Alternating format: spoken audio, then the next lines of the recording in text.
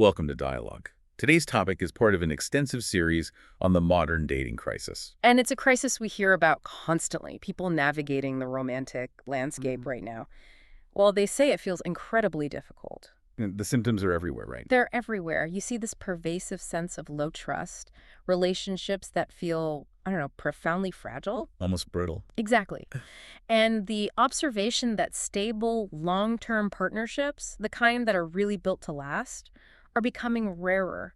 They almost feel like an anomaly these days. That feeling of frustration, Hmm. it feels nearly universal.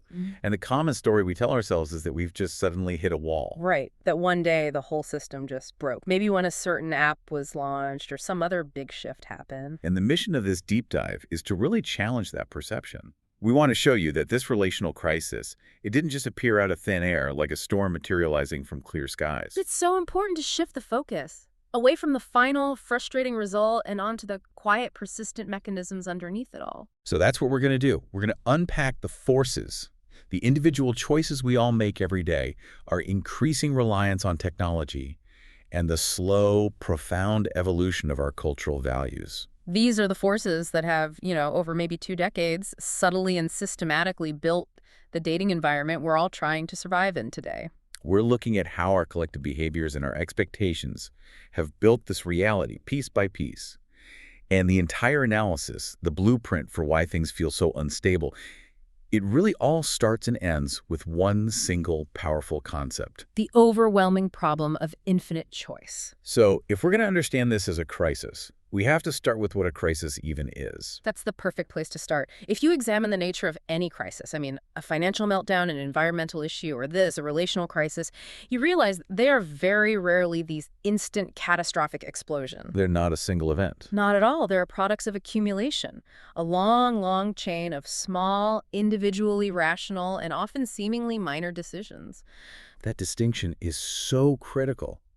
It's much easier intellectually to just point to one moment in time, the launch of a popular dating app, and say, that's it. That's when the problem started. But the reality is so much more subtle, and it's more distributed. The pattern we see is that crises accumulate quietly, choice by choice, decision by decision, cultural shift by cultural shift. So let's bring that down to a personal level. How does that play out for an individual? Okay, think about it from the micro level where we all live. Every time you open an application and spend, say, a half hour just swiping through profiles, you're making a tiny economic choice about how you allocate your attention. You're deciding where to put your energy. Precisely. Or every time you cut off a promising connection, maybe after 1 or 2 dates because they had one minor flaw that didn't align with your imagined perfect ideal. That's a decision. A decision that favors replacement over repair. That's the perfect way to put it. And when you're making those choices, they feel completely harmless, don't they? They feel like you're just optimizing. Or like you're protecting yourself. You're just trying to find the best fit. Or avoid unnecessary friction down the road. Of course. But here's the critical point. When millions of people, all at the same time, across huge distances, start making these small, optimizing, self-protective decisions. When we all implicitly agree that the cost of replacement is now incredibly low. The collective result is a massive systemic shift. The entire dating ecosystem transforms. It stops operating on principles of scarcity and high investment, and it starts operating on principles of abundance and low-cost turnover. And that cumulative outcome becomes, as the research shows, impossible to ignore. We're not just dealing with the symptoms of modern dating anymore. We're living inside the fully realized result of all those tiny choices added together. So we have to unpack those foundational elements that got us here. Okay, what's the first one? The first is simply our personal behaviors. This is about how we treat people, both online and off. We often default to being, transactional because the medium itself encourages it. If you can just discard a whole conversation with a flick of your thumb, that reinforces the idea that the person on the other end is, in some way, disposable. It absolutely does. Then there's the second factor, increasing expectations. Over time, this often morphs into a genuine sense of entitlement. And that's a supply-side problem, right? It's a classic supply-side problem. When you genuinely believe you have access to a virtually limitless global catalog of partners, the performance bar for the person you're actually with starts to creep exponentially higher. Why, rationally, would you settle for a partner who meets 80% of your needs when the perfect 100% ideal might be just a click away. You wouldn't. The logic doesn't support it. And the shift in expectation is almost inescapable because the technology feeds it constantly. Which brings us to the pervasive role of technology. Technology doesn't just help you search for people. It fundamentally changes the medium through which relationships even begin to develop. It prioritizes speed and image over, well, sustained depth. Yes, and it encourages this highly curated presentation of the self, which, ironically, makes real vulnerable connection much, much harder. And the final piece. Finally, there's the large-scale shift in our cultural values. Historically, many cultures placed a really high value on stability, commitment, and community. The focus was often on building a family or integrating into a social structure. But over the last few decades, we've seen a huge cultural shift toward what you could call hyper-individualism. Exactly. It emphasizes self-actualization, personal fulfillment, professional optimization, Yeah. really above all else. And that changes the entire goal of partnership, doesn't it? If the highest goal is your own self-actualization, the moment a partner or a relationship creates friction, it's not seen as a natural challenge anymore. It's seen as an obstacle that has to be removed for your personal growth. The relationship becomes subservient to the individual rather than a shared, resilient thing that exists between two people. Precisely. So, if you're listening and you're feeling frustrated, the goal here is absolutely not to blame you for trying to navigate this system. No, the goal is the opposite. It's to help you understand the physics of the environment you're operating in. To see how these powerful forces, abundance, expectation, technology, individualism, are shaping your romantic decisions, often without you even consciously thinking about it. You didn't create this system. But you definitely need to know how it works if you want to successfully find and maintain a deep connection within it. Understanding the system means recognizing that your dating pool is just fundamentally different from any previous generations. It's running on a new operating system. An operating system of massive abundance and instant gratification. And historically, that is a recipe for very low commitment. And to really get that, we have to look at where we came from. Okay, let's zoom out then and really unpack this historical contrast. Yeah. Because before the internet redefined everything, how were partners actually found? It was an era that was defined by inescapable physical limitation. I mean, your dating pool was literally circumscribed by your geography and your immediate social proximity. So you found partners within very specific, contained circles. That's right. Through family connections, your neighborhood, maybe a religious organization, your school, or the literal workplace. These were the containers. When we look back, I think we sometimes put this nostalgic lens on it, thinking people were just, I don't know, more virtuous or committed back then. But the reality was fundamentally logistical. Your options were severely practically limited. You dated the people you knew, the people your friends knew, or maybe a coworker who lived within a reasonable commute. So if you lived in a big city, that list might be long, but it's still finite. Right. And if you lived in a smaller town, That list got very short very fast. And this geographical and social limitation had one profound, non-negotiable consequence. It led directly to significantly higher commitment. not just for moral reasons, but for practical ones. Exactly. The Yeah. opportunity cost of leaving a relationship was just too high. Explain that mechanism. Why did having fewer options force people to be more committed? Because the logistical and emotional cost of replacement was enormous. Just think about the friction involved. If you break up with the one suitable person in your close social circle, you face immediate social scrutiny. There's emotional fallout you can't escape because you see them everywhere. And then there's the painful reality of having to start the search all over again in a very shallow pool. So the sheer effort required to find, court, and commit to someone new was a massive barrier to leaving. A huge barrier. Right. So the mindset wasn't focused on endlessly searching for a better option. It was focused squarely on making things work. If things got tough, and they always do, the first thought wasn't, who can I find to replace them tomorrow? No, the first thought was, we have to find a way to fix this because finding a replacement is a nightmare. So when options are constrained, there's this immediate practical pressure to prioritize collaboration and compromise, to prioritize repair over replacement. That is the defining trade-off. If you only have a handful of suitable people in a 50-mile radius and you commit to one, you invest everything in protecting that choice. The relationship was viewed structurally. It was less like a disposable commodity. And more like a durable good, like a house or a car. Something that requires constant maintenance and refurbishment to preserve its value. That analogy of repair versus replacement is really powerful. It implies a totally different outlook on conflict and imperfection. Absolutely. A minor flaw, a disagreement, a tough season.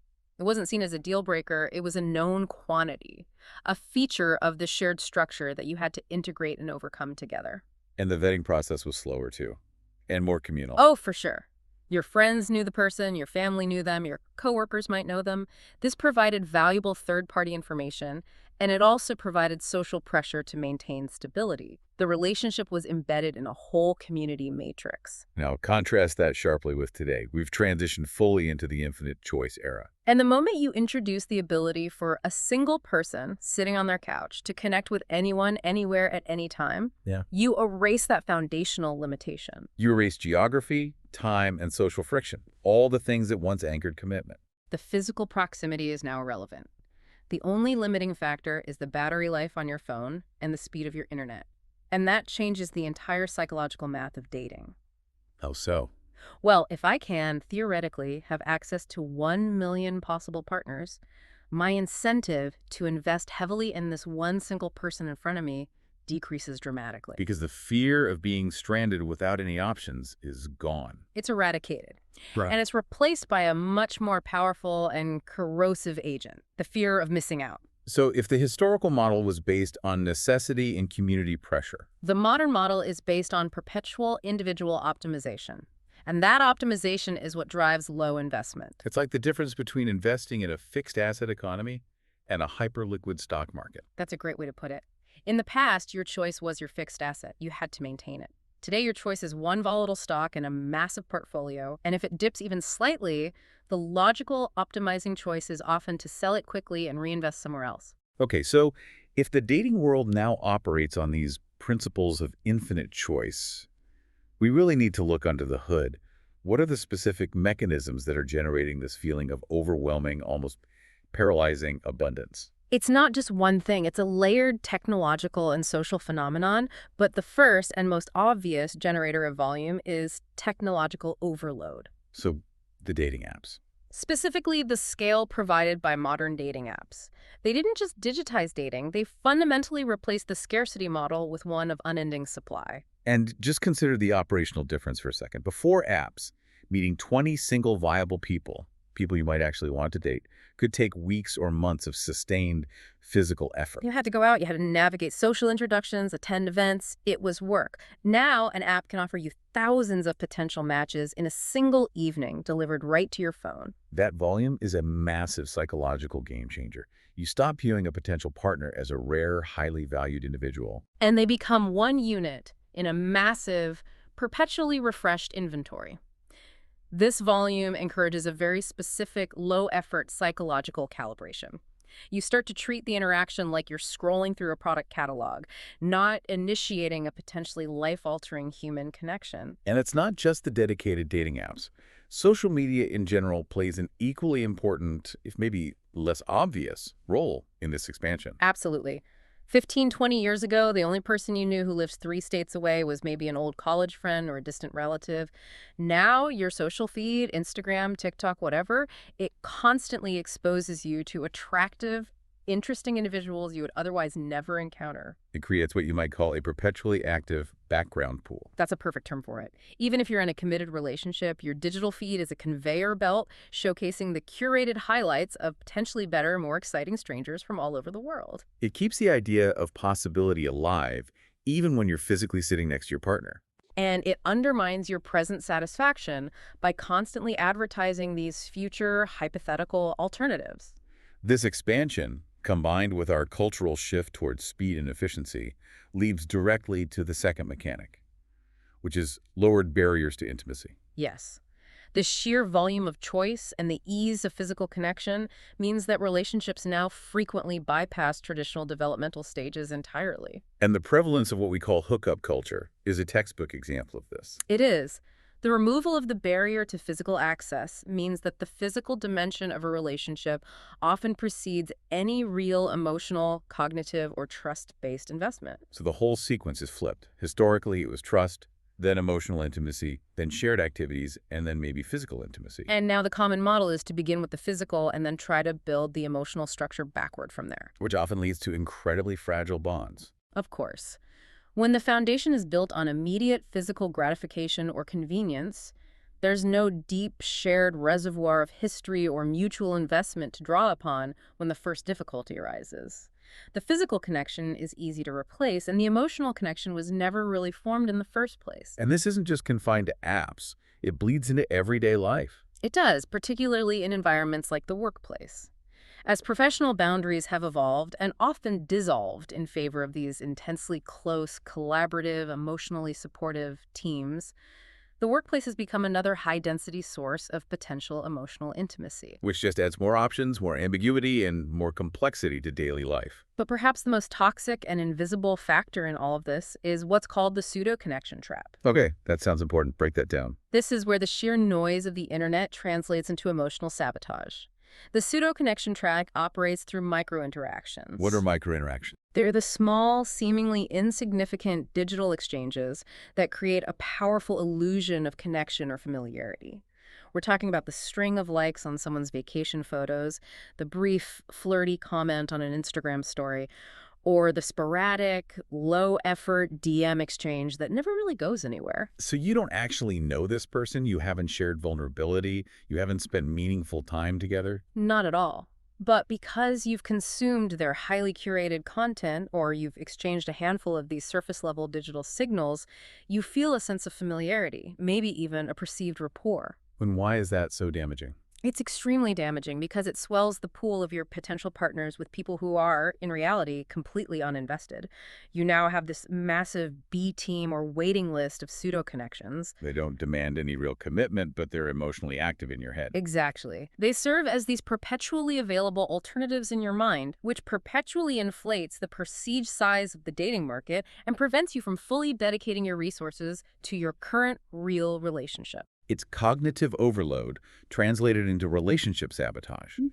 That small, daily cognitive drain, spending 20 minutes checking the stories of 5 attractive strangers in your feed, that's energy that is not being invested in building deeper ties with your actual partner. The pseudo-connection prevents full commitment precisely because you feel like you have a whole, seemingly better bench ready to go at a moment's notice. It creates a state of constant, low-level surveillance of alternatives. And because those alternatives are only showing you their best curated selves. They always seem slightly more appealing than the real, imperfect person sitting across from you at dinner. So all of these mechanics, the technological volume, the lowered barriers, these pseudo-connections, they don't just exist in a vacuum. They all coalesce into this very powerful and ultimately destructive psychological effect. They create the illusion of the perfect partner. And this is the core belief structure that infinite choice creates and reinforces. It is. The mind internalizes the certainty that if your current partner disappoints us even slightly, someone better must be only a swipe away. And given the premise of unending supply, that's a flawless logic. It's the tyranny of the optimal, isn't it? Because the selection pool is theoretically endless. The mind just assumes that somewhere in that infinite pool, there exists a flawless match. A person who meets 100% of your criteria causes zero friction and demands zero compromise. The search shifts from finding a good partner to finding the absolute best partner possible. And you see this manifest immediately in the very early stages of dating. Oh, absolutely. Consider a minor flaw or an incompatibility. Maybe the person has a slightly irritating habit, or they don't share your specific enthusiasm for a niche hobby. Or maybe they're just less ambitious professionally than you initially hoped. Right. Historically, these were things you navigated or compromised on or even grew to love as quirky features of that individual. But now, in the infinite choice market, these minor flaws become instant logical disqualifiers. The flaw is no longer a challenge for the partnership. It's a convenient, low-cost reason to exit and jump right back into the inventory feed. Why waste time trying to overcome a problem that you assume has already been solved by 1,000 other unseen candidates? This drives that devastating checklist culture. People are holding real-life partners who exist in messy, three-dimensional reality up to the impossible standards of imaginary, perfectly curated digital profiles. And if someone doesn't align with the fantasy they're constructing in their head, they're immediately downgraded. They go from being a potential partner to just a candidate who has failed the initial screening. And this demanding psychological environment drives 6 distinct and really crucial shifts in our behavior. Yeah. And these aren't character flaws, right? They're logical responses to a broken system. They are logical, risk-mitigating responses to a system designed around abundance and low replacement cost, even if they are relationally disastrous. Okay, what's the first one? Let's start with number one. Invest less. If you perceive that your relationship asset might be obsolete tomorrow, why would you allocate significant time, emotional energy, or vulnerability into it today? It's basic risk mitigation. If the market is signaling that this person is disposable, that replacement is easy, you minimize your potential loss by maintaining an emotional distance. And this shows up as surface-level texting, avoiding those long, vulnerable conversations, and always keeping one foot out the door emotionally. You're protecting yourself from the pain of loss, but in doing so, you're guaranteeing the relationship never develops the depth it needs to survive. Okay, what's the second behavioral shift? The second is commit slower. This is the natural consequence of low investment combined with high volume. The constant scanning means there's perpetual hesitation to finalize a decision. And that's driven entirely by FOMO, the fear of missing out. Entirely. If you put a ring on it today, you risk missing the truly perfect connection that might appear on your feed tomorrow. And for many, that risk feels psychologically unacceptable. This hesitation creates things like the slow fade, or perpetually seeing where things go even after months of shared history. Exactly. People delay titles, they delay moving in together, they delay making concrete future plans, all to ensure they maintain maximum flexibility.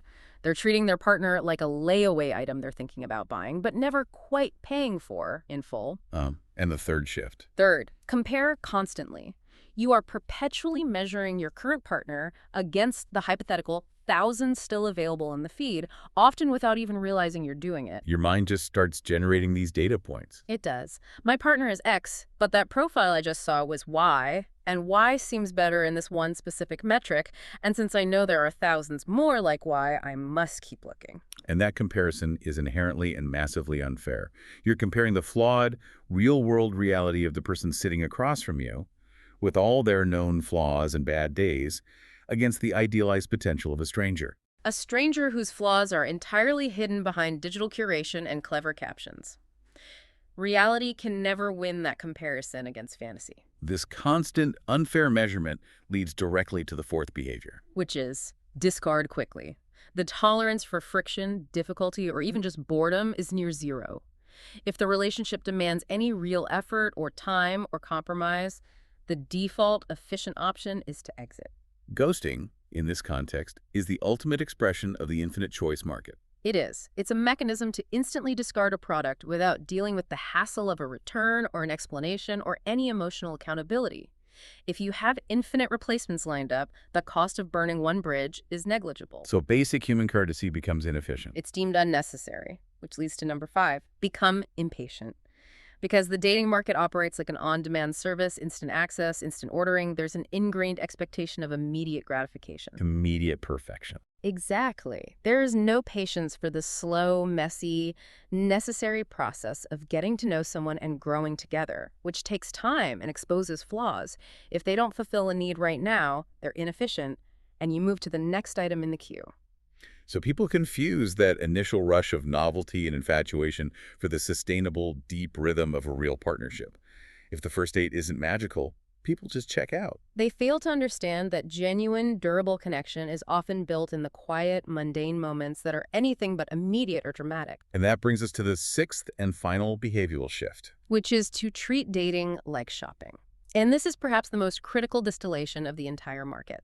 Participants view human connection not as a sacred or collaborative bond, but as a commodity or product selection process. You even hear it in the language people use. They talk about testing the market, finding high-value partners, screening candidates. Looking for the next model if the current one doesn't meet the specs.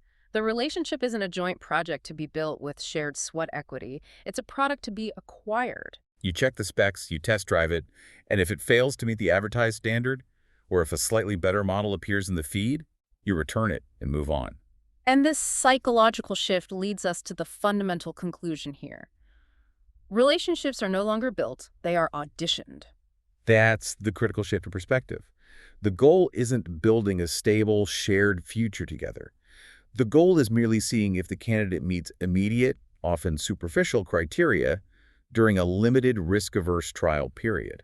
And an audition is inherently pass-fail. It focuses exclusively on performance and surface-level alignment, not on potential or resilience or mutual growth. And when you are constantly auditioning people, you are implicitly communicating that they are replaceable. Which ensures they also behave with low investment, completing this self-perpetuating cycle of modern relational fragility.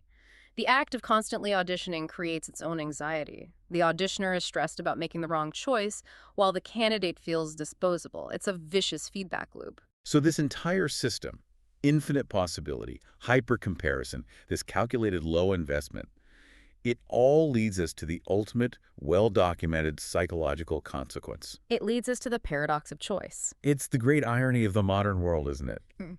We have seemingly maximized our freedom and choice in the romantic realm, which you would think should lead to maximum happiness and satisfaction. But the central finding of this phenomenon is the complete opposite.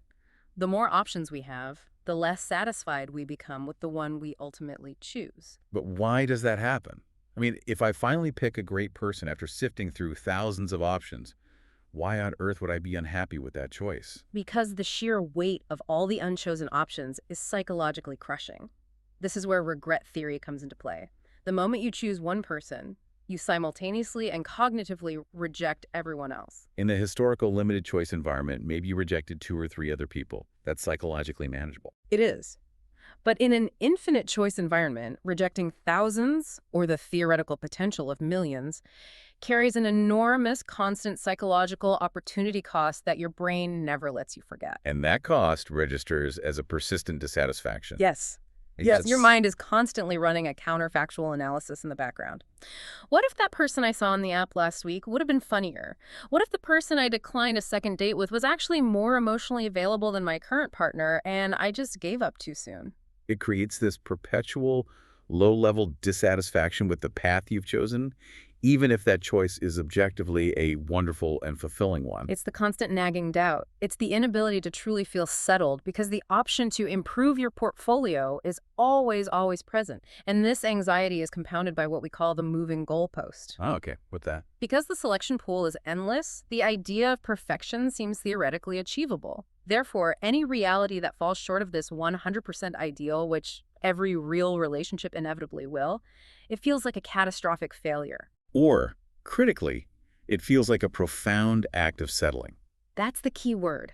If you settle for a perfectly good 80% partner, your brain doesn't see that 20% deficit as normal human imperfection that requires work. It sees it as a solvable problem that you simply failed to solve by not continuing your search. Yes, you feel like you underperformed the market or that you were lazy in your search. And that creates this deeply rooted anxiety that you chose incorrectly and you wasted the incredible opportunity of abundance.